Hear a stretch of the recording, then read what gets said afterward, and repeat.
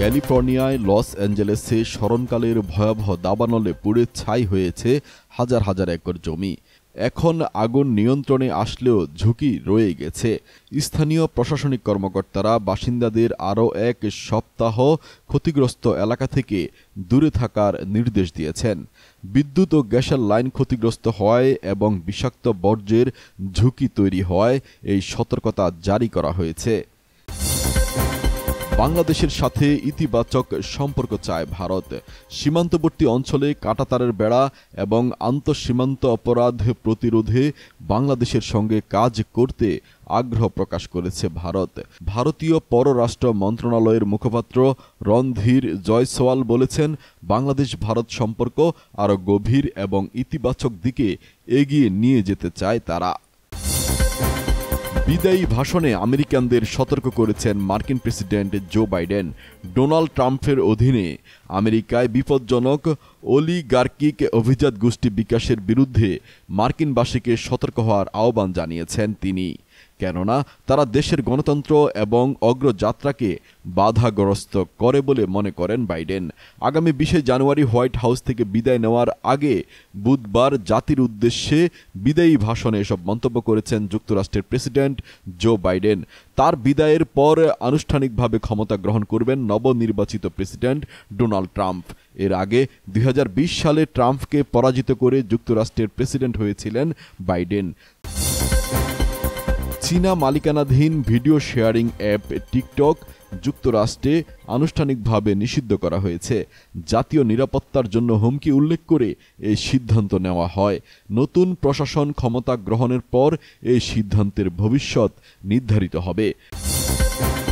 দক্ষিণ কোরিয়ায় বিধ্বস্ত বিমানের ইঞ্জিনে মিলেছে পাখির আঘাতের চিহ্ন। দক্ষিণ কোরিয়ার জেজু এয়ারলাইন্সের বিধ্বস্ত বিমানের ইঞ্জিনে পাখির পাখা ও রক্তের প্রমাণ মিলেছে। বিমানটি কারিগরি ত্রুটির কারণে চাকা ছাড়া অবতরণ করার পর বিধ্বস্ত হয়। দুর্ঘটনায় 179 জন নিহত হয়। ট্রাম্পের অভিষেক অনুষ্ঠানে যোগ দিচ্ছেন না জাস্টিন ট্রুডো। কানাডার প্রধানমন্ত্রী জাস্টিন ট্রুডো ডোনাল্ড ট্রাম্পের অভিষেক অনুষ্ঠানে যোগ দেবেন না। দেশের মন্ত্রিসভার সঙ্গে জরুরি আলোচনা থাকায় এই সিদ্ধান্ত নিয়েছেন তিনি। ট্রাম্পের শপথে শি জিনপিং আমন্ত্রণ পেলেও মোদি কেন আমন্ত্রণ পায়নি?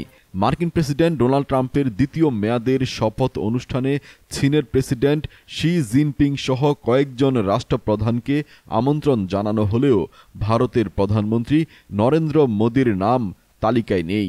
এই ব্যতিক্রমী পদক্ষেপ ট্রাম্পের কূটনৈতিক রীতিনীতির বিচ্যুতির ইঙ্গিত দিচ্ছে। তবে অনুষ্ঠানে ভারতের প্রতিনিধিত্ব করবেন পররাষ্ট্রমন্ত্রী এস জয়শঙ্কর।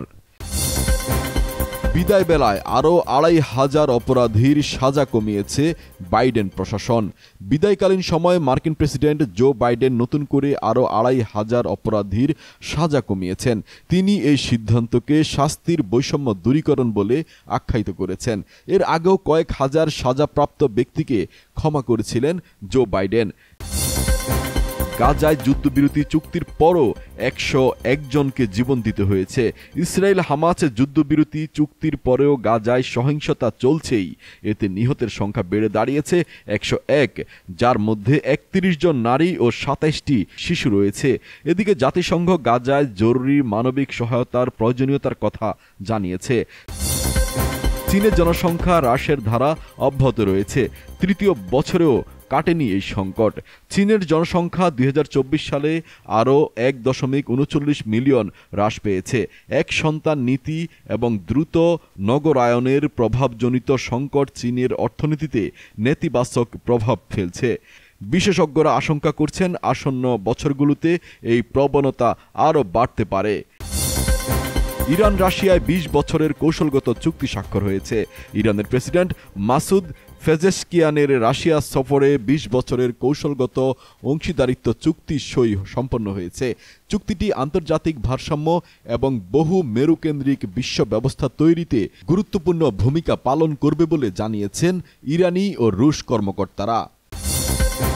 পাকিস্তানের সাবেক প্রধানমন্ত্রী ইমরান খান দুর্নীতির মামলায় 14 বছরের কারাদণ্ডে দণ্ডিত হয়েছে।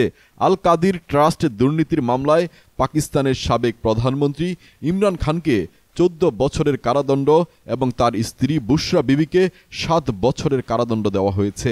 ইমরান খানের দল পিটিআই এর রায়কে রাজনৈতিক উদ্দেশ্য প্রণোদিত বলে দাবি করেছে। মার্কিন পররাষ্ট্রমন্ত্রী অ্যান্টনি ব্লিংকেনের বিদায়ী সংবাদ সম্মেলনে সাংবাদিকদের কঠোর প্রশ্নবাণে বিব্রত হতে হয়েছে। গাজা ইসরায়েলের প্রতি মার্কিন সমর্থনের সমালোচনা করে সাংবাদিকরা তাকে প্রশ্নবিদ্ধ করেন। এ সময় তিনি সাংবাদিকদের তোপের মুখে পড়েন। যুক্তরাষ্ট্র ইউক্রেনের ঐতিহাসিক 100 বছরের অংশীদারিত্ব চুক্তি সম্পন্ন হয়েছে। যুক্তরাজ্যের প্রধানমন্ত্রী কিয়ার স্টারমার এবং ইউক্রেনের প্রেসিডেন্ট ভলোদিমির জেলেনস্কি 100 বছরের অংশীদারিত্ব চুক্তি সই করেছেন।